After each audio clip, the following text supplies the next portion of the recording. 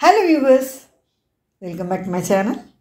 இப்போ என்ன பார்க்க போகிறோம்னா வெக்கேஷன் ஸ்டார்ட் ஆயாச்சு. சட்டுன்னு குழந்தைகள் அப்பப்போ வந்து சாப்பிட்றதுக்கு கேட்பா. அதுக்கு ரொம்ப ஈஸியாக சிம்பிளான இன்க்ரீடியன்ஸ் வச்சு ஒரு ஸ்வீட்டு ஒரு காரம், இந்த மாதிரி ஈஸியாக கூட ஸ்வீட் காரம் பண்ணலாமான்னு யோசிக்கிற அளவுக்கு டக்குன்னு பண்ணிடலாம். வாங்க வீடியோக்குள்ளே போகலாம். வேஸ்ட்டுன்னு தூக்கி போடுற ஒரு பொருளில் அருமையான ஹல்வா, சட்டுன்னு வித்தின் 10 மினிட்ஸில். இந்த மாதிரி தர்பூஸ் சாப்பிட்டுட்டு இதோட ரிட் இருக்கு இல்லையா, இதை மேல் தோலை இந்த மாதிரி சீவி எடுத்துட்டு கேரட் துருவலில் துருவி வச்சுருக்கேன். இது பாதி தர்பூஸோட வெளிப்பக்கம்.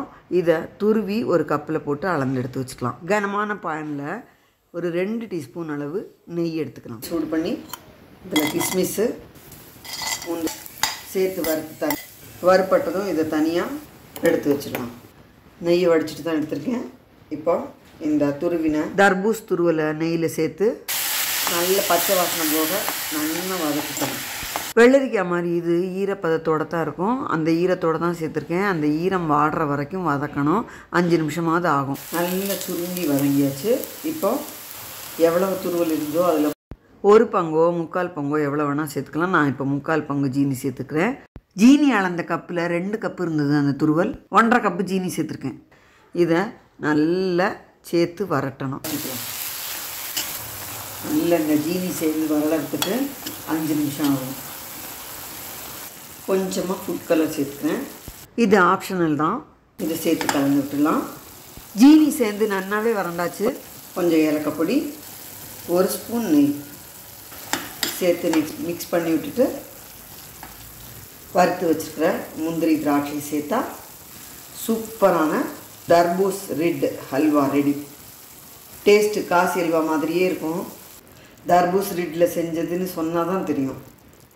ஹல்வான்னா நிறைய நெய் செலவழிமேன்னு நினைக்க வேண்டாம். இதுக்கு டோட்டலாகவே 3 ஸ்பூன் நெய் தான் விட்டுருக்கேன். இதை ஃப்ரிட்ஜில் வச்சு ஸ்டோர் பண்ணி 1 வாரம் வரைக்கும் யூஸ் பண்ணலாம். ரொம்ப ஜோராக இருக்கும். நம்ம சேனலில் விதவிதமாக இந்த தர்பூஸ் ரிட்டை வச்சு மிளகூட்டல், கூட்டு, அவியல் எல்லாமே செஞ்சு காமிச்சிருக்கேன். ஏன் கோஃப்தா கூட செஞ்சு காமிச்சிருக்கேன். இப்போ அல்வாவும் செஞ்சாச்சு.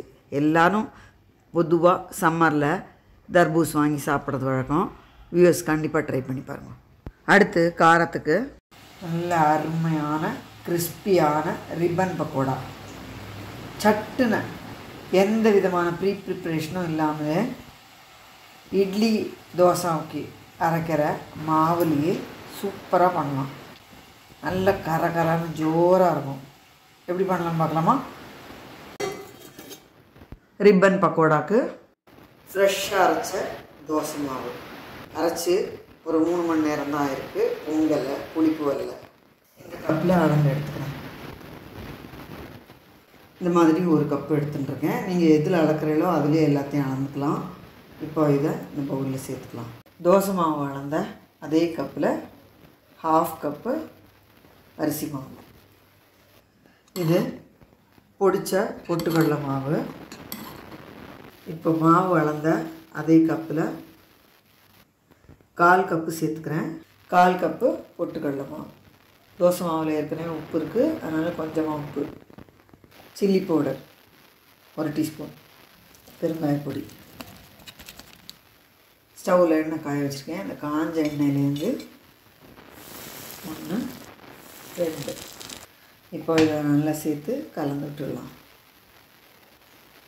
மாவில் ஈரப்பசை இருக்குது தோசை மாவுங்கிறதுனால, அதனால் நல்லா கலந்து பிசைஞ்சிட்டு பார்த்துட்டு கொஞ்சமாக தண்ணி தெளித்து பிசைஞ்சிக்கலாம். இதில் தண்ணி விடலை, கொஞ்சமாக தண்ணி விட்டு மாவாக பிசைஞ்சு எடுத்துக்கலாம். இது போல் கெட்டியான மாவாக பிசைஞ்சிட்டேன். பிள்ளையார் பிடிச்சி வச்சுட்டு இப்போ ரிப்பன் சில்லு போட்டு உழக்க க்ரீஸ் பண்ணி வச்சுருக்கேன். இதில் இந்த மாவு ஃபில்லப் பண்ணி நல்ல காஞ்ச எண்ணெயில்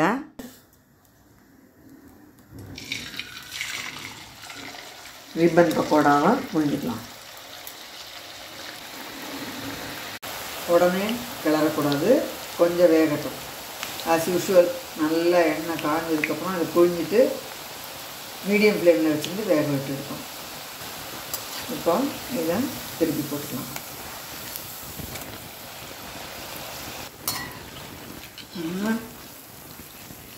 நம்ம சூப்பரான ரிப்பன் பக்கோடா ரெடி. நம்ம தோசை மாவை வச்சு அருமையான ரிப்பன் பக்கோடா ரெடியாக எடுத்துக்கிறோம்.